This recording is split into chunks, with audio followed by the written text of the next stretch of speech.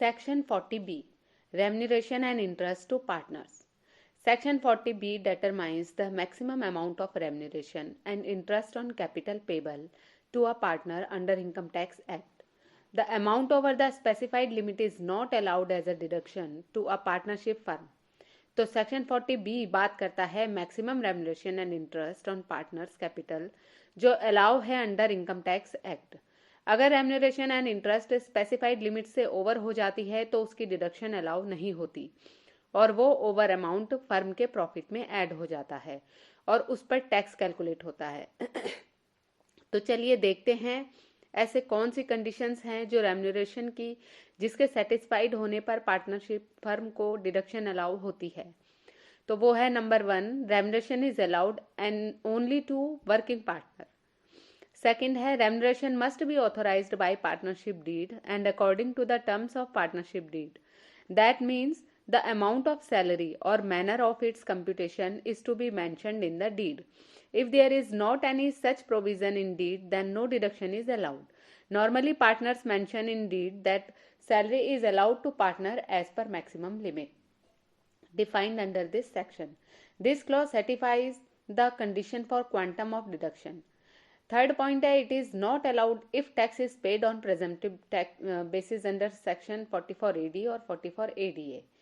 Fourth point कहता है remuneration should be within the prescribe limit as per income tax act.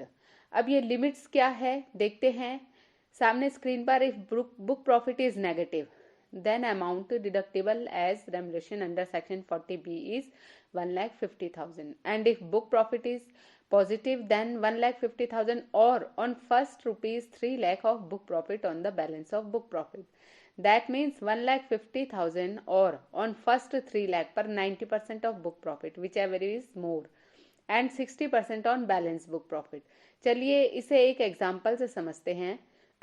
Suppose book profit है ₹9 lakhs, then maximum allowed salary 1,50,000 but हमारा तो book profit 9 lakh है इसलिए 1,50,000 को यहाँ काम नहीं आएगा।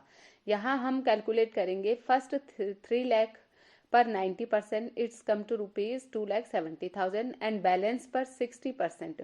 तो बैलेंस है 6 लाख तो इसका 60% होता है 3,60,000। तो हमें मैक्सिमम सैलरी कितनी अलाउेबल है as per income tax section 40B is ₹2,70,000 plus 3,60,000 is equal to 6,30,000। अब ये बुक प्रॉफिट कैसे कैलकुलेट होना चाहिए इसे समझने के लिए एक एग्जांपल देखते हैं। Calculation of book profit.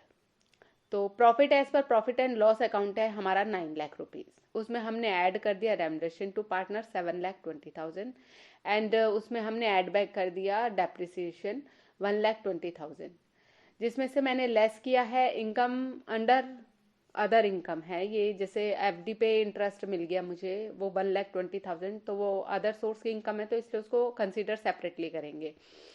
और इसमें हमने 1,20,000 जो हमारा डेप्रिसिएशन था वो हमारे को अलाउ हो गया है। ठीक है, तो अब हमारा जो बुक प्रॉफिट जो हमारा अमाउंट बचा है वो है 15 लाख। तो अब इस 15 लाख पे हम कैलकुलेट करते हैं कि हमें कितनी सैलरी अलाउ है। तो फर्स्ट 3 लाख पे 90% यानी 2,70,000 एंड बैलेंस 12 लाख पे 60% यानी 7,20,000। तो मैक्सिमम अलाउेबल सैलरी है 9,90,000। ठीक है, तो इसका मतलब कि जो हमारी 7,20,000 जो हमारी सैलरी है वो हमारे को पूरी अलाउ है, उसमें कोई डिडक्शन नहीं, मतलब कोई उसमें डिसअलाउ नहीं है।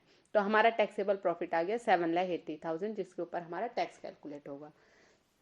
आगे हम बात करते हैं इंटरेस्ट ऑन पार्टनर्स कैपिटल की। तो इसके लिए भी for deduction of interest following condition must be satisfied. Number 1 है payment of interest can be made to working और नॉन वर्किंग पार्टनर। रेमुनरेशन में क्या था कि रेमुनरेशन सिर्फ वर्किंग पार्टनर को दी जाती है एंड इंटरेस्ट में क्या है कि इंटरेस्ट वर्किंग ऑन और एंड नॉन वर्किंग दोनों पार्टनर्स को पे किया जाता है क्योंकि दोनों ने कैपिटल इंट्रोड्यूस करी है ना, फर्म में इन्वेस्ट करी हुई है। एंड सेकेंड पॉइंट है payment of interest must be authorised by the partnership deed. ये सेम है जैसा कि रेमुनरेशन को पार्टनरशिप डीड में होना चाहिए उसी तरीके से इंटरेस्ट को भी पार्टनरशिप डीड में लिखा हुआ होना चाहिए। थर्ड है the rate of interest should not exceed 12%, 12% से ज़्यादा रेट ऑफ इंटरेस्ट नहीं होना चाहिए.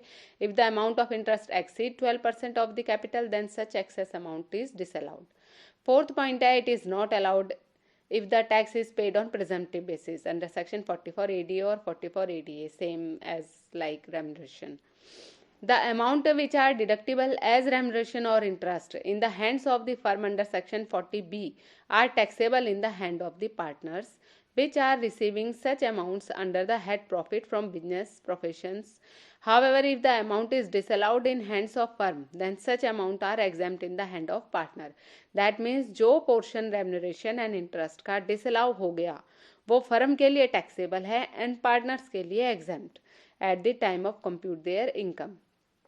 एंड ये एक बहुत इंपॉर्टेंट पॉइंट है जिसके लिए कई बार लोग कंफ्यूज हो जाते हैं और मेरे पास इसकी क्वेरी भी आती है कि TDS अलाउ है या नहीं है. मतलब no TDS is to be deducted by partnership firm on salary और इंटरेस्ट पेड और credited to partner. That means partners की सैलरी और इंटरेस्ट पर कोई TDS डिडक्ट करने की ज़रूरत नहीं होती. तो आई होप ये वीडियो आपको अच्छे से समझ में आई होगी और अगर आपको ये वीडियो अच्छी लगी है तो प्लीज़ मेरे चैनल को लाइक शेयर एंड सब्सक्राइब ज़रूर कीजिएगा.